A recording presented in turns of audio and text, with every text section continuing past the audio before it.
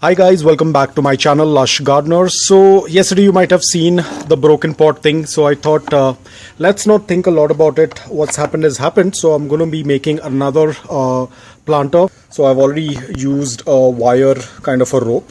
Now this container is basically a filtration of the aquarium. So I had a canister filter that broke down, so I had dismantled all of the material from it, and there were 3 of these, so I will show you in some other video, but for now this is the one that I have, and it has a lot of these holes beneath, which is going to work out really well. But of course I cannot put the soil right away.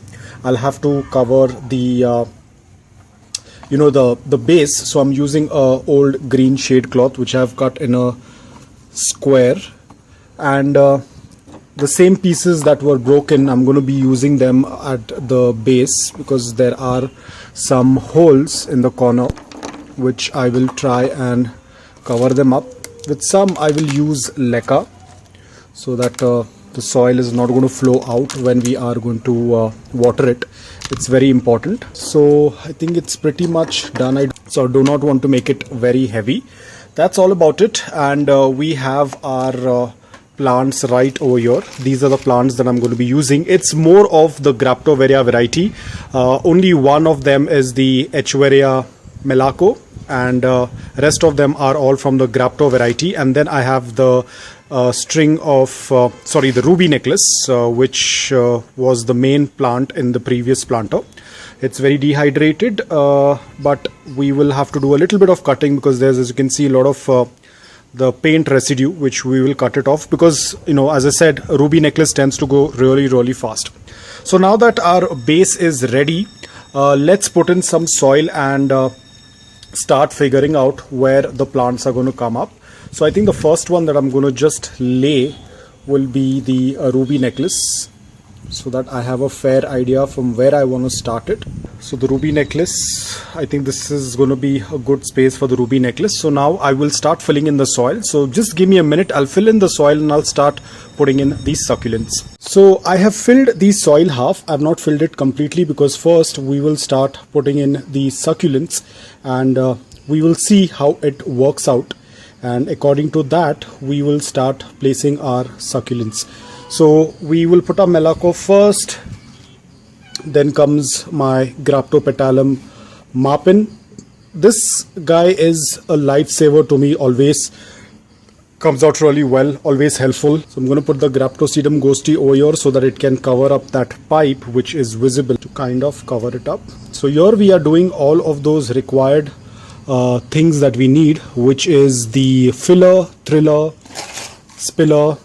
So these are the thrillers because they are standing out of the arrangement. As I've spoken about this earlier as well, thrillers are basically the plants that tend to catch your eye first in the arrangement.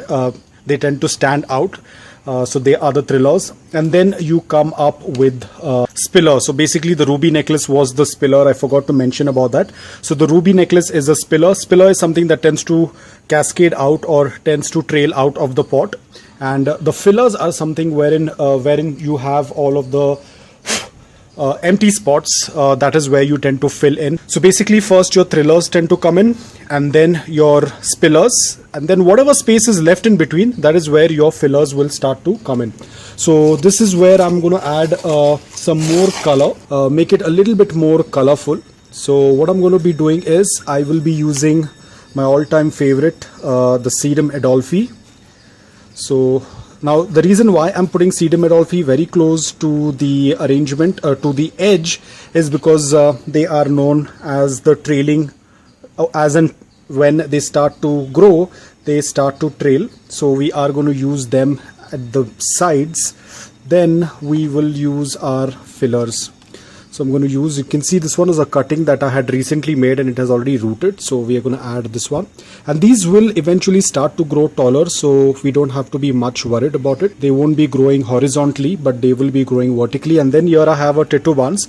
These 3 are my Graptosedum ghostii. Now this is a Titubans. This was a cutting that I had made some time back. It has roots. So I'm going to use this right over here. Now we have a little bit of empty spot over here, which we will see what we can add. So that brings us to the completion of this arrangement. I have added a Sedaveria maline and I've also changed those two sedums which were at the edge. Now it is going to take a while for this entire arrangement to settle in. I will be placing it in indirect bright light as of now, and the watering will be conducted after a week or so, or probably even after 2 weeks, because as you can see, all of the succulents look very well hydrated, so I do not need to be worried about watering it right now. Now guys, the arrangement does look very compact, but most of these succulents are vertical growing succulents, so I do not need to be worried except for the Echeveria melaco. It's the only Echeveria. Rest are all either sedums, Graptoveria or Graptosedums. So they all, majority of them will start to grow vertical and not horizontal. Now talking about the ruby necklace, it is going to take a while for it to perk up. I'm thinking to even trim it a little bit because as you can see, all of those paint residue on it. And any which ways, the ruby necklace tends to grow really fast, so I'm not much worried about it. So overall, I really liked the arrangement. There are all different colors present in it and it looks absolutely beautiful. Once I start exposing it to morning direct sunlight, probably then the colors will show up even more. So I hope that you liked this video. If you did, please hit the like button. And if you're new to my channel, please consider subscribing to it. Until then, take care, stay safe and keep propagating.